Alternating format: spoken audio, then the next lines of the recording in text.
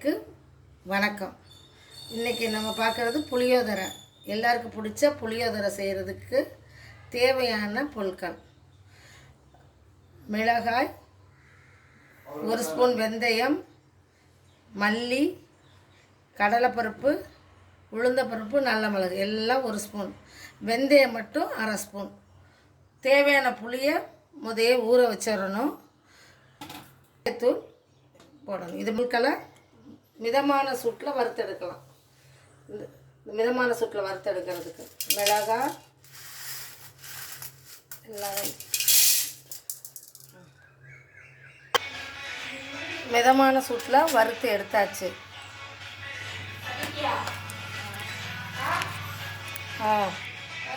வறுத்து எடுத்தாச்சு. அதில் 2 பெருங்காயத்தூள், வறுத்த பிறகு 2 பெருங்காயத்தூள் போடணும்.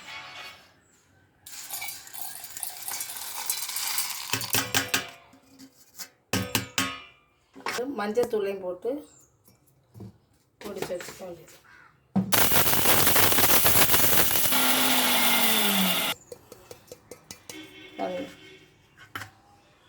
இப்படி ஸ்டோர் பண்ணி வச்சுக்கணும். நம்ம எப்போல்லாம் தேவையோ புளியோதரை அப்போ இந்த பொடியை யூஸ் பண்ணிக்கலாம்.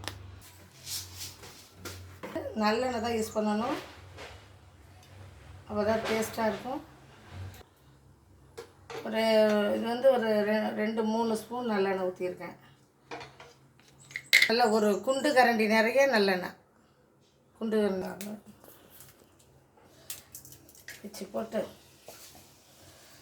அதில் 2 கடுகை போட்டு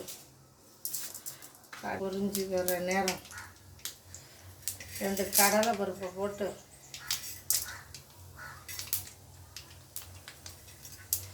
நிலக்கடலை இருந்தால் கை நிறைய நிலக்கடலை போடலாம். நிலக்கடலை இல்லாதனால 2 அண்டி பருப்பை போடுறோம். 2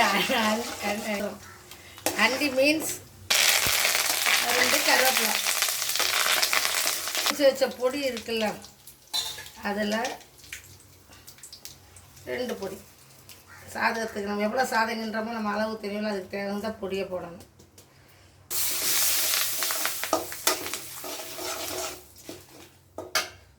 எல்லாம் இது முக்கியம். எல்லாமே லோ இதில் வைக்கணும், குறைச்சி வைக்கணும் தீயை.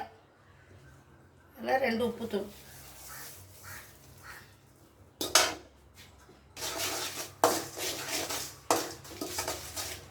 ஸ்பூன் கணக்கெலாம் தெரியாது, கையளவு தான் நம்ம போடுவேன், கவனிச்சுக்கோங்க. புளியை நல்லா கரைச்சி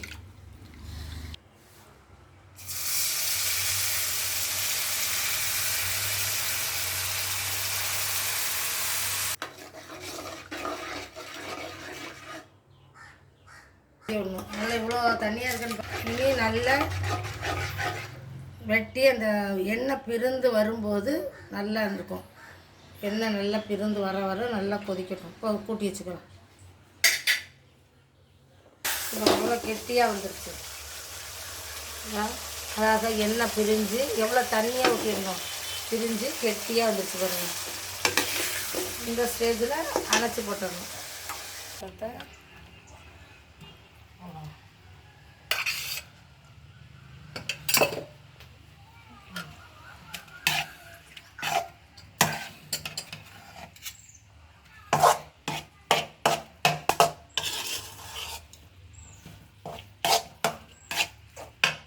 ரெடி.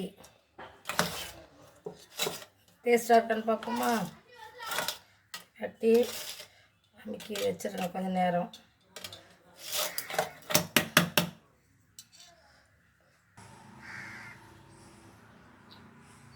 சூப்பர். புளி சாதம் சாப்பிட வாங்க.